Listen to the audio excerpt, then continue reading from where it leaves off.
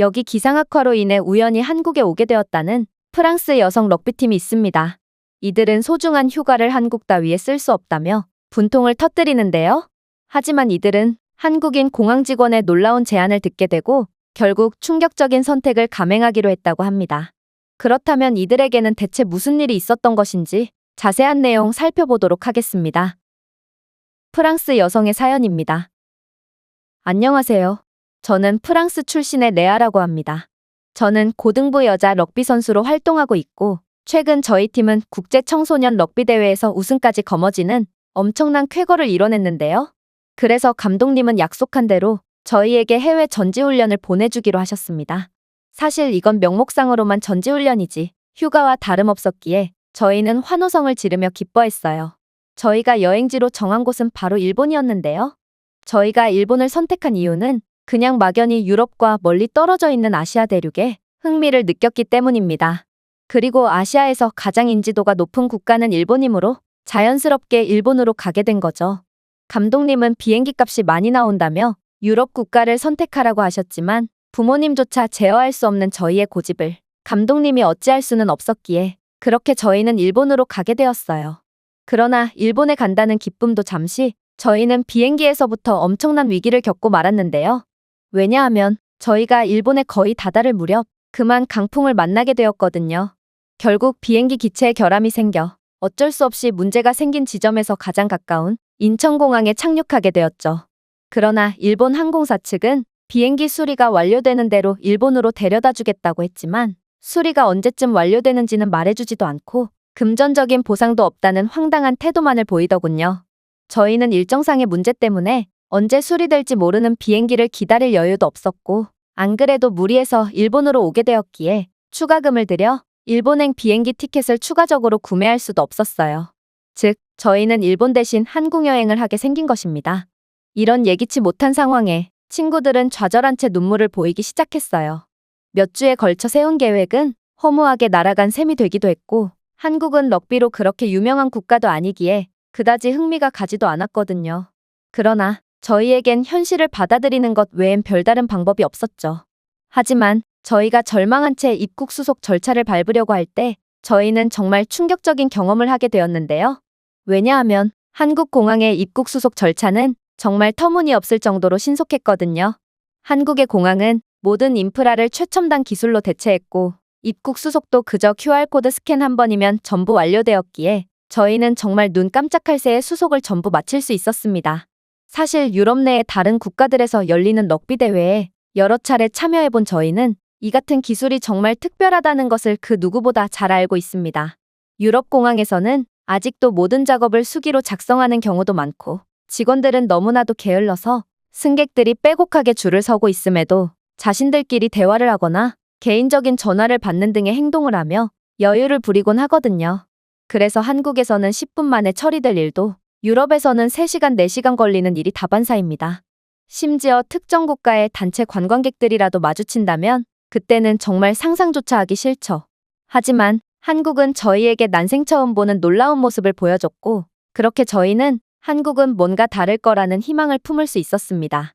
그런데 그때 한국인 공항 직원이 입국 수속을 마친 저희에게 다가오더니 충격적인 말을 건네는 거 아니겠어요? 저희 공항에서는 예기치 못하게 인천공항에 오시게 된 승객분들을 위해 긴급 지원을 해드리고 있습니다. 공항 내 식당에서 10,000원 이하의 음식을 구매하신 후 영수증을 제출해 주시면 해당 금액을 현금으로 드리겠습니다. 한국인 직원의 황당한 제안에 저희는 말문이 막히고 말았습니다. 따지고 보면 이건 천재지변으로 인한 어쩔 수 없는 상황인 거고 거기에 일본 항공사 측의 부실한 대응 때문에 일어난 일이거든요. 즉, 인천공항 측은 오히려 피해를 본 상황인 거죠. 하지만 어떻게 한국은 자신들이 피해를 본 상황임에도 더 큰 피해를 본 승객들을 먼저 생각해주며 호의를 베풀어 줄 수가 있는 걸까요? 저는 한국의 배려적인 정책에 엄청난 감동을 받았습니다. 하지만 감독님만은 정색을 하고 계셨고 이내 따뜻한 분위기를 완전히 깨부수는 말을 건네셨어요. 얘들아, 너희는 전부 속고 있는 거야. 프랑스 공항을 좀 봐. 변변한 음식점 하나 없어서 맹물과 다름없는 음료수 한 잔에 10,000원씩이나 받고 식사료는 10,000원 따위로는 턱도 없는 금액을 책정해 놓았잖아. 즉, 공항 측은 10,000원이라는 미끼를 이용해서 저질 식품을 훨씬 비싸게 팔려는 상수를 부리고 있는 거야. 사실 감독님이 틀린 말을 한 건 아닙니다. 프랑스뿐만 아니라 유럽 웬만한 공항에서는 변변한 음식점이라곤 찾아볼 수 없고 가격도 말도 안 되게 책정해 놓거든요. 저는 저번에 독일 공항에 갔다가 배고픔을 참을 수 없어서 유일하게 하나 있는 음식점에 들어가게 되었는데요. 물 한 병과 소시지 2개에 25,000원을 요구하는 직원을 보고 정말 경악을 금치 못하고 말았죠. 원가라고 해봐야 1,000원도 안 할 것 같은 저질 음식에 25,000원이나 요구하다니 이건 공항이라는 특수함을 감안하더라도 정말 미쳤다고밖에 볼 수 없는 가격이었어요. 따라서 한국도 10,000원을 미끼로 숫자에 장난질을 한 터무니없는 음식값을 요구할 수도 있겠다는 생각이 들었습니다. 그러나 저희는 긴 비행으로 인해 엄청나게 허기진 상태였고 그렇게 상술에 놀아나지 말라는 감독님의 말을 무시한 채 식당을 찾아 돌아다니게 되었습니다. 그리고 공항 내에 식당처럼 보이는 곳을 찾았을 때 저희는 일동 충격을 받고 할 말을 잃고 말았죠. 왜냐하면 인천공항에는 다른 공항들과는 달리 퀄리티 높은 식당과 카페들이 엄청나게 많았기 때문입니다. 조금 과장을 보탠다면 프랑스의 고급 레스토랑과 비교해도 전혀 손색 없을 정도로 높은 수준의 식당도 있었고 한식, 중식, 양식 등 다양한 테마의 음식점들이 즐비해 있는 모습은 이게 공항이 맞나 싶은 생각이 들 정도로 훌륭했어요. 또한 당연히 엄청나게 비쌀 거라고 생각했던 음식값은 정말 충격적일 정도로 저렴했는데 한국의 공항 식당은 10,000원 한 장으로도 웬만한 음식은 전부 먹을 수 있을 정도로 합리적인 가격을 자랑하더군요. 그렇게나 한국은 사기꾼 나라라며 고래고래 소리를 쳤던 감독님도 이 장면을 보고 그저 입을 다물 뿐이었습니다. 유럽의 공항은 물도 엄청나게 비싸서 공항에서 물을 구매할 바엔 차라리 목말라 죽거나 오줌을 마시는 편이 낫다는 우스갯소리까지 있는데 이렇듯 전혀 다른 모습을 보여주는 한국의 공항을 보면 정말 선진적이고 정직하다는 말이 절로 나왔어요. 하지만 문제가 있었어요. 한국은 이미 나라 전체가 최첨단 인프라로 전부 발전되어 있었기에 저희 같은 인프라 사막에서 온 사람들은 도저히 적응할 수가 없었거든요. 생각해보세요. 프랑스에서는 아직도 직원들이 일일이 주문을 처리하는데 이런 저희가 키오스크라는 기계를 다룰 수나 있겠어요? 그래서 저희는 그저 애꿎은 키오스크를 원망한 채 그 자리에 멍하니 서 있을 수밖에 없었습니다. 그런데 그때 어떤 한국인 할아버지가 저희에게 다가오더니 충격적인 말을 건네는 거 아니겠어요? 그는 느리지만 꽤나 정확한 영어를 구사하며 저희가 무슨 메뉴를 선택할 건지 물었고 그렇게 저희가 키오스크를 조작하는 것을 도와준 뒤 젊은 사람들이 이런 것도 못해서야 되겠냐며 혀를 끌끌 차고 발걸음을 옮기려 하셨어요. 저는 할아버지의 행동에 정말 엄청난 충격을 받을 수밖에 없었습니다. 어떻게 노인이 저 정도의 영어를 구사할 수 있단 말인가요? 프랑스의 노인들은 아직도 불어가 세계 최고라고 생각하는 꽉 막힌 사고를 가지고 있고 각종 핑계를 대며 영어를 배울 엄두조차 못 내고 있습니다. 또한 키오스크는커녕 휴대폰 조작도 제대로 못하는 디지털 시대에 완전히 뒤처진 모습을 보이고 있죠. 하지만 한국인들은 어떻게 노인들조차도 새로운 기술이나 언어를 배운다는 것에 대해 거리낌이 없을 수가 있단 말인가요? 저는 너무나도 놀라서 할아버지께 어떻게 이런 많은 나이에도 영어를 구사할 수 있는 건지 여쭤봤어요. 그러자 이 한국인 할아버지는 한국에서는 노인들을 대상으로 무료로 영어를 가르쳐주는 프로그램이 많다며 배움의 나이가 어디 있냐는 놀라운 답변을 건네시더라고요. 물론 할아버지의 영어가 완벽하지는 않았지만 적어도 프랑스 노인들과는 전혀 다른 멋있는 가치관을 가졌다는 것에 대해 존경심마저 들더라고요.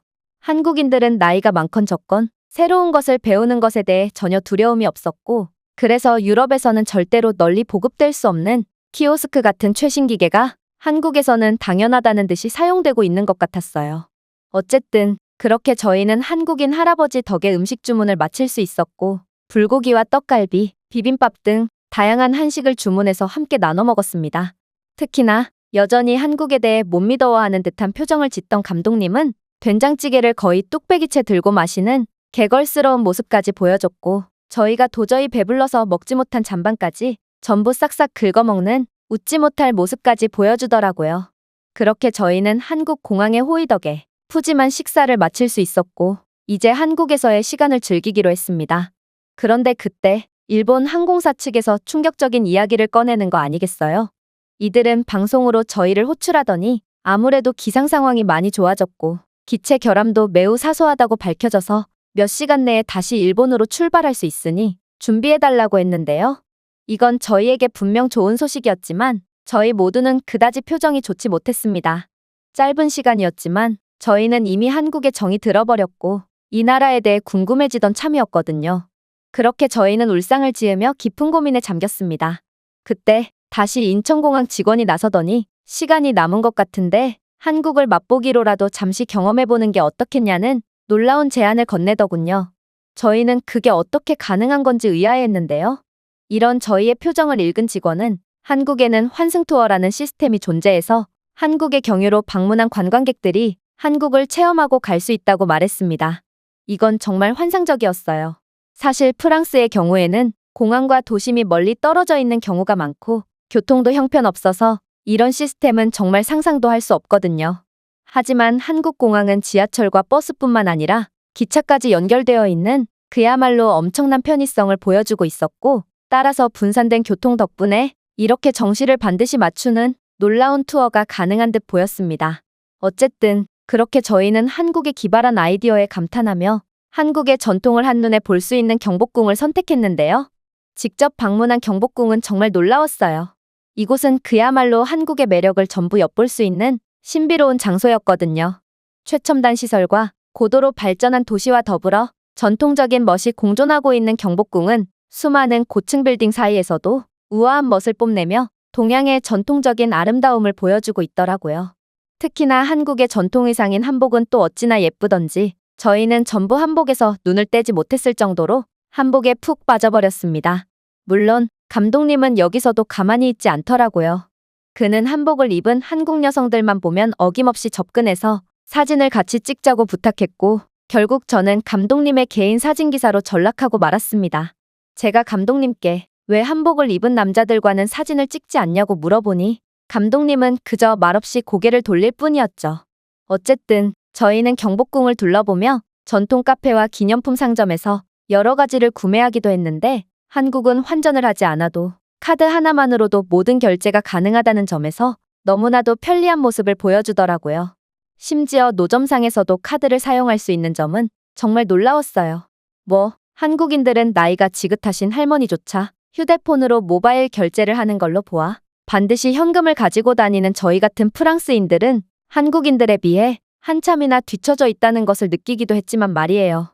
어쨌든 저희는 프랑스와 비교한다면 모든 점이 우위에 있는 한국의 모습에 감탄을 하며 시간 가는 줄 모르고 구경을 했고, 결국 인천공항으로 복귀할 시간이 되어 버스에 몸을 실었습니다.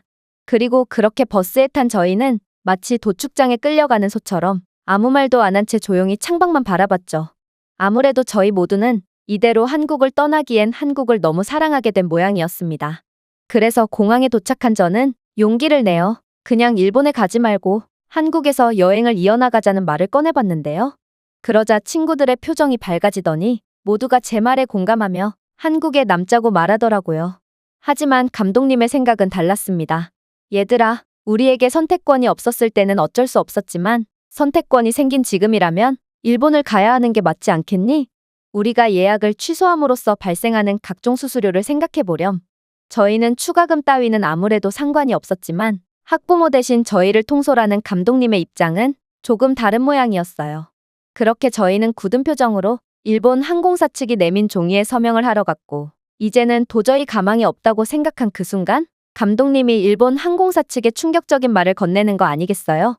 아니, 아무리 생각해도 기분이 나쁘네. 당신들의 항공사는 왜 이렇게 책임감이 없는 거죠? 일본인들은 전부 다 그 모양인가요?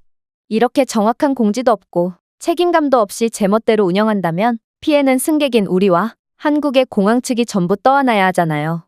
감독님은 아까와는 전혀 다른 태도로 씩씩대며 화를 냈고, 그렇게나 건방진 표정을 지으며 연신 책임 못 진다고 말하던 일본인 직원은 그제야 두 손을 공손히 모으고 사죄하기 시작했어요.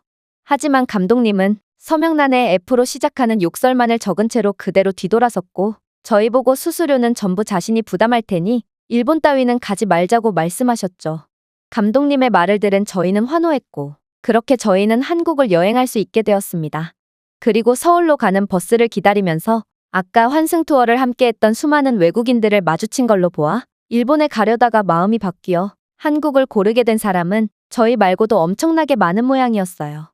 어쨌든 저희는 갑자기 오게 된 한국에서 정말 즐거운 시간을 보낼 수 있었습니다. 특히나 한강은 정말 환상적인 곳이었는데 처음에 봤을 때는 바다인 줄 알았을 정도로 엄청난 규모를 자랑하는 한강은 멋진 공원까지 있어서 저희 팀은 이곳에서 러닝 훈련을 하며 약간의 죄책감을 덜 수 있었어요.